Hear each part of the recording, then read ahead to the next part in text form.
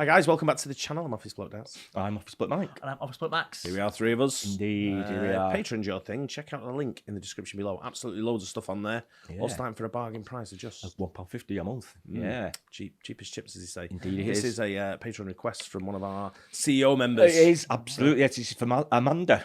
Cheers, Amanda. Thanks for your request. This one was from a while ago, actually, but it got lost in the move. So we've finally got round to doing it. The Unthinkable 9/11 mission to bring down Flight 93. Do you know the funny thing is, I was in Pennsylvania last week, and they got talking about the flight that crashed in Pennsylvania. And I went, That's right. Yeah. do you know what? It doesn't get as much publicity as the other incidents that happened. You know, because there was two massive incidents that obviously the Trade Center and the Pentagon. That's right. And this one kind of was like, and I said it's almost like dismissed a little bit. I've actually You know, never heard of it.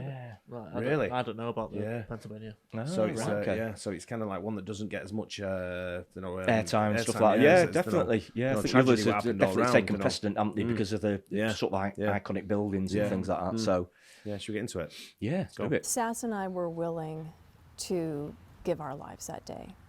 We took off knowing that if we were successful in our mission, that we would not be coming back. You are about to embark upon the Great Crusade. To meet this mounting aggression. And make no mistake about it, good will prevail. I was born at Davis-Monthan Air Force Base in Arizona, and I was raised primarily back west, although we moved from Arizona to Florida to Hawaii. But really I grew up in Reno, Nevada, and Denver, Colorado. My father's service was absolutely an influence on my decision and desire to serve and become a fighter pilot. He was a Sandy pilot in Vietnam. He flew the A-7, rescuing downed airmen and also flying bombing missions over North Vietnam. And then his service, continuing service in the Reno Air National Guard flying F-4s definitely impacted my desire to fly. I love everything about flying.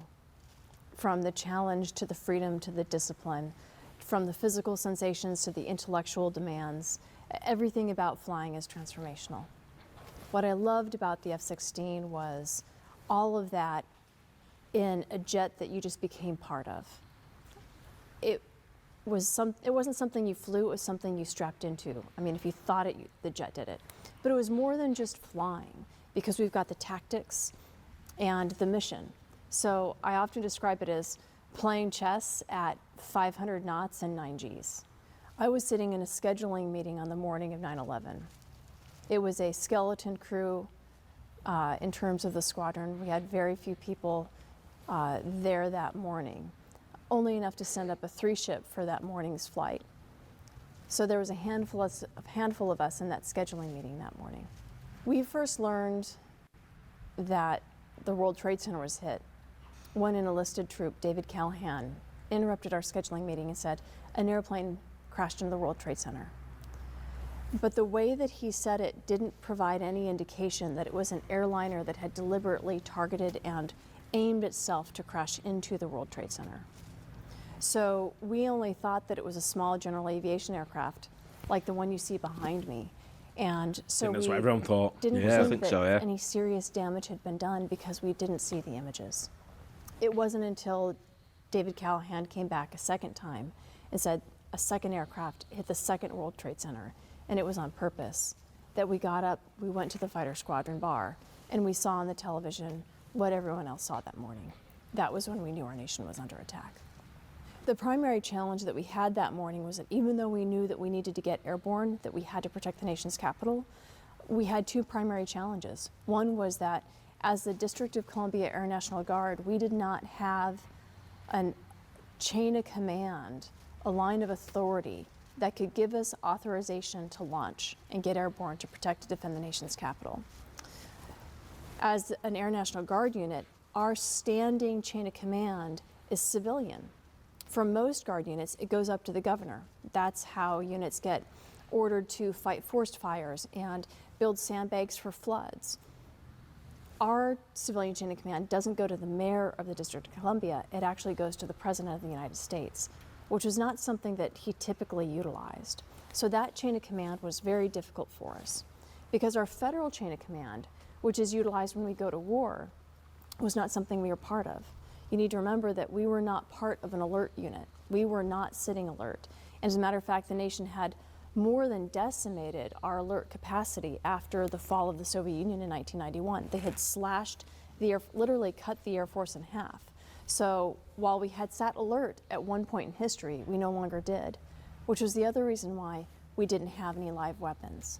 That was our second problem. We needed to get actual missiles, live missiles, built up and loaded on the jets. We knew that we needed to get airborne. The Pentagon was hit, but we still did not have orders to launch. We still did not have the authorization from the right authorities, the command authorities, to be able to launch. The guys in the bomb dump, our weapons troops, they were building up the missiles, but we would not get those missiles in time. It would be nearly an hour after the Pentagon was hit before Vice President Cheney, in our chain of command, said, "Aren't there fighters at Andrews? Somebody get them airborne." The White House JOC, the Joint Operations Center, called us, and they only knew our number because of the Secret Service. They called and said, "What can you get airborne? Do it now." After we got the call from the White House, Mark Sasseville looked at me and said, "Lucky you're with me." Dan Kane, Raisin Kane, our weapons officer, and Brandon Rasmussen would wait until they got missiles. I remember running down after SAS down into our life support, where all of our life support gear was, all of our flight gear. And SAS said that he would ram his jet into the cockpit. I would ram my jet into the tail of the aircraft. The reason why SAS would aim for the cockpit was to take out the terrorists and the flight controls, and I would take out the tail of the aircraft, because without the tail, an aircraft becomes aerodynamically unbalanced and will just dive straight into the ground. When I first realized that we might have to ram our jets into an airliner threat, that this could potentially be a suicide mission, I thought about Pearl Harbor. I thought about the long line of not just airmen, but all service members who have answered the call. And although in the military we don't plan on doing suicide missions, if this was what my nation needed to do, that was my purpose. That was why the universe had put me there. I had peace with it. The FAA had already started to ground airliners before we took off. Our intelligence officer, David Nux McNulty, had been doing what we now call open source intelligence to find out what the air order of battle was, so what things looked like in the airspace and what airliners might still be airborne. We thought that there was a possibility of up to 3 unaccounted for aircraft in our region. When the White House called us, they were also tracking this, and they knew that there was an airliner that had, near Cleveland, descended, turned around 180 degrees, and was headed back towards DC. That was the track that they wanted us to search out. When we took off, I remember the sky being eerily silent, because the DC area is normally pretty packed with airliners. But when we took off, we had the skies virtually to ourselves. I distinctly remember we took off to the north that day on runway 1 right, and we stayed fairly low, and as we turned left to the northwest, the stench of the smoke coming through the ECS, and I looked down and I could see the smoke billowing from the side of the Pentagon as it drifted over the Pentagon and towards the mall. But I didn't have much time to think about it, and I certainly didn't really have any emotional response because I had a job to do. After we pushed out to the northwest to sanitize the airspace and try to find this airliner, we went 100 miles, I don't really remember, before SAS realized that we needed to return back to DC to make sure that if for some reason our axis had just been a little bit off, he needed to ensure that we didn't get flanked by any incoming threat. At that point in time, his primary concern was setting up a combat air patrol where we could respond. So we always had one fighter radar downrange. And he also spent time with the air traffic controllers, teaching them how to speak fighter pilot language so that they could facilitate not only our intercept in case we needed to commit out towards a threat, but also so that they could begin helping us filter what radar contacts we had were known and friendly aircraft or unknown and potentially hostile aircraft. It was amazing how the Potomac air traffic controllers were able to mentally shift their job, right? Because if you think about it, their job is normally to sequence airliners along known highways in the sky and keep everybody separated. But now what we needed them to do was, in a totally messy and confused airspace, facilitate our ability to intercept and then, basically rejoin on an unknown entity. They also needed to help us filter the airspace so we knew who the good guys were and who the potential bad guys were. When SAS first set up our combat air patrol with just the two of us, there were other contacts starting to pop up, whether or not it was on the Potomac air traffic controllers radar or our own radars. The first thing that we did was work with Potomac air traffic control in case they knew what that contact was. If it was a known and a friendly, then we could just leave them alone. But if it was an unknown contact, we would commit out of the combat air patrol to do a visual identification to see what it was. Was it a helicopter? Was it a light aircraft? Was it a twin? Was it an airliner? We had to rely on visual identification because at that point in time, we didn't have any other methods. I think it was probably about 45 minutes after we took off before Dan Kane and Brandon Rasmussen got airborne. They needed to wait until they were armed with live missiles, AIM-9s. And once they finally got to the combat air patrol, once they finally got airborne, that's when my personal pucker factor went down. When Raisin and Igor finally got airborne, what we did was SAS changed the orientation of the combat air patrol.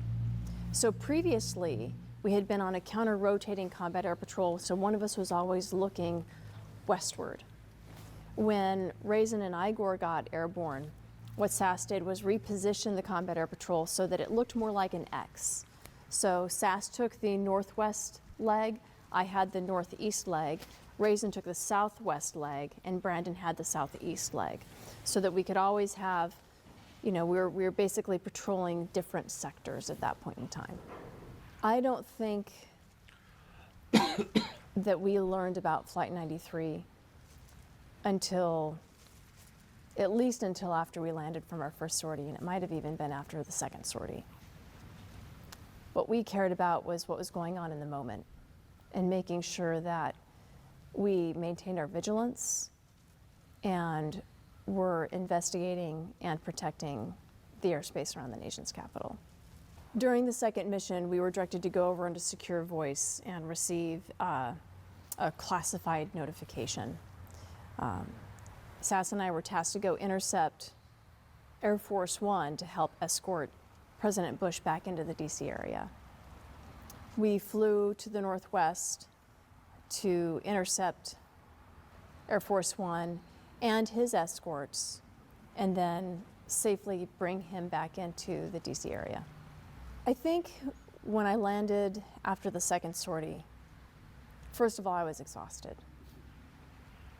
But the pure emotion of what she's going through would be draining, wouldn't it? Oh, incredible, God, like thinking that You you'd have to know what I run mean? into You a have to run plane someone, and Yeah. it's just The probably going adrenaline to you do gotta for go through them. that. I mean, although it'd be a suicide mission as such, I don't know if with the ejection seats and stuff like that, and parachutes they carry. They could possibly get away with it. I'm guessing Possibly, if they clipped yeah. the end, Yeah. clipped it. I'm and thinking you're bought having a high impact at such speed as well, yeah, Yeah. because it's like 500-600 Yeah, mile you've an got hour. to I'm take, you've got guessing to take something it like down. that, So but whether you eject just before impact type thing, but could you do that at that speed?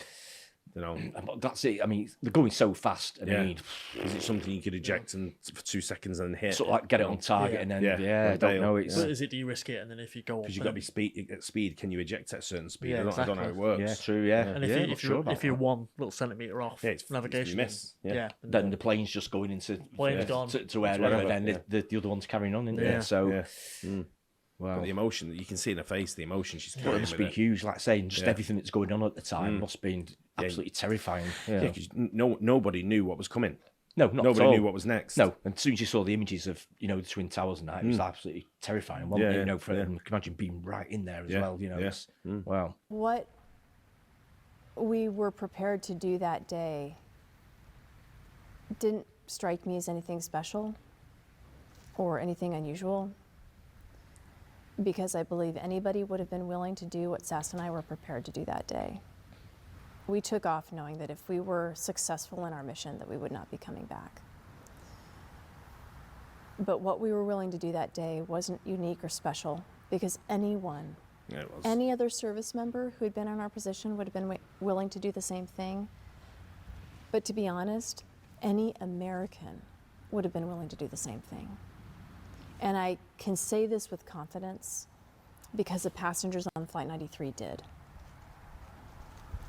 They were ordinary Americans who had not raised their right hand in oath like we have, but they still made the choice to attack the terrorists, fight their way into the cockpit, and deliberately crash the airliner, sacrificing their lives to protect the rest of us. What was more